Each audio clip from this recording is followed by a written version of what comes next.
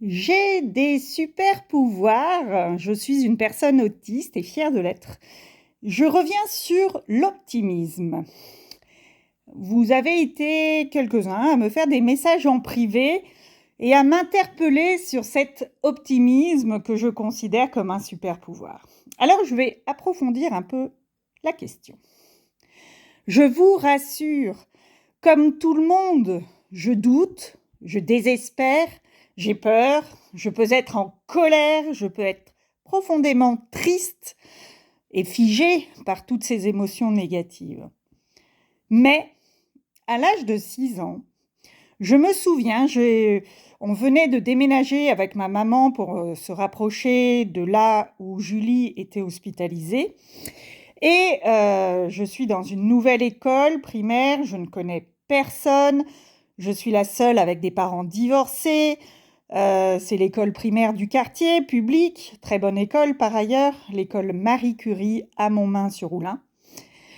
Mais à ce moment-là, je désespère parce que maman est en galère, elle a le chic pour attirer des mauvaises personnes, des mauvais types quoi.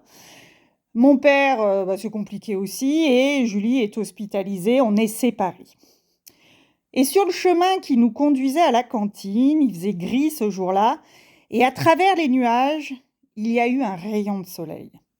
Et depuis, j'ai une phrase que je dis toujours, et mon conjoint a dit que c'est ce qu'il écrirait sur ma tombe. Eh bien, derrière les nuages, il y a toujours le soleil. Alors effectivement, après le décès de ma jumelle, le deuil le plus difficile que j'ai eu à vivre, le soleil derrière les nuages, j'avoue que j'ai douté profondément pour la première fois de ma vie. Un autre credo qui soutient mon optimisme, au-delà de ce constat que derrière les nuages, il y a toujours le soleil, c'est en visionnant la série Desperate Housewives, désolée pour l'anglais, sur une période de notre vie où avec mon conjoint, c'était extrêmement compliqué pour des raisons familiales et professionnelles. Je vivais Roanne et son univers impitoyable, mais dans le même temps, c'était très agité au niveau familial. Bref, une vie chaotique, et on regardait ces épisodes qui nous soulageaient parce qu'on se disait « Waouh, elle aussi, c'est assez chaud ce qu'elle vive, ça fait du bien ». Et à un moment donné, il y a une prière de Brie, l'actrice qui est alcoolique, femme, désespérée, et qui va du coup aux alcooliques anonymes, et j'entends cette prière que je me suis souvent répétée. Dieu, donne-nous la grâce d'accepter avec sérénité les choses qui ne peuvent pas être changées, le courage de changer celles qui devraient l'être, et la sagesse d'en connaître la différence.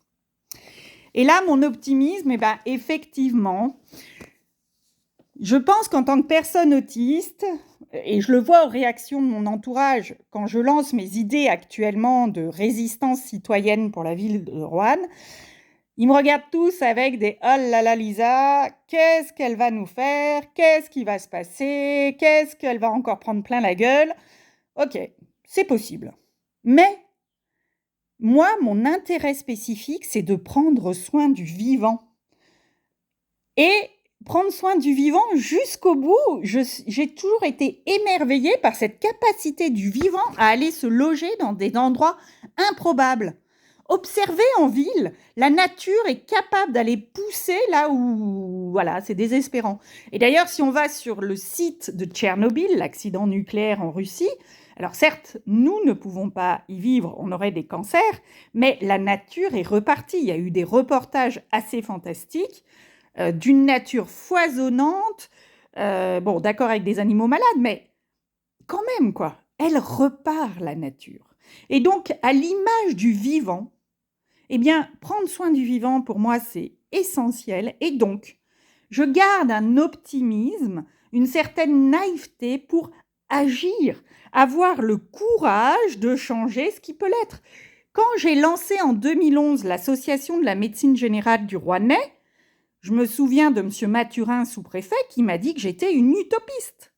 Et je me souviens de Mme Bourrachot par rapport à la villa des internes qui m'a dit « On va y réfléchir, mais il y a des solutions ». Donc, voilà, je fais partie de celles et ceux optimistes qui essayent et puis qui ne tiennent pas compte des c'est impossible, tu ne vas pas y arriver.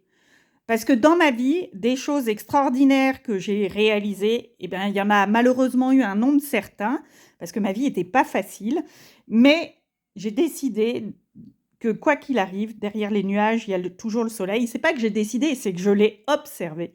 Et l'ayant observé, ben, j'en ai fait ma phrase, mon mantra, on va dire. Donc oui, je suis optimiste. Oui, je pense que c'est lié à l'un de mes super pouvoirs de personne autiste, en tout cas pour moi. Et la bonne nouvelle, c'est que l'optimisme, en fait, ça s'entretient. C'est-à-dire que n'importe qui peut cultiver l'optimisme à la condition d'être accompagné, d'avoir une éducation, d'avoir en santé. Et donc ça, c'est quand même la bonne nouvelle et c'est l'un des projets que je porte pour le territoire pour les prochaines années.